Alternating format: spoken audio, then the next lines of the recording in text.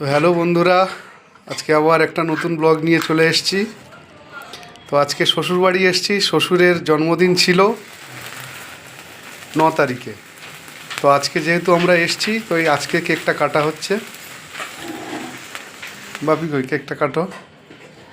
তো সেটা আপনাদের সামনে শেয়ার করছি সঙ্গে।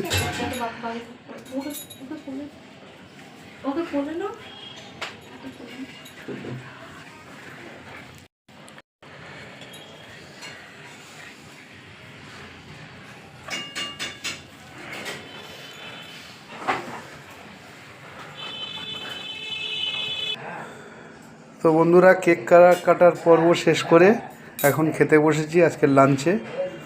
সাদা ভাত আছে, তবে আজকের লাঞ্চটা কিন্তু বাড়িতে না, শ্বশুর বাড়িতে। আর এরকম এখানে আছে শিম, আলু দিয়ে, চিংড়ি দিয়ে, বিভিন্ন রকম সবজি দিয়ে একটা তরকারি। তারপরে আছে ভোলা মাছের ঝাল। এখানে আছে একদম লাল লাল চিকেন কষা আলু দিয়ে। আর নেক্সট আছে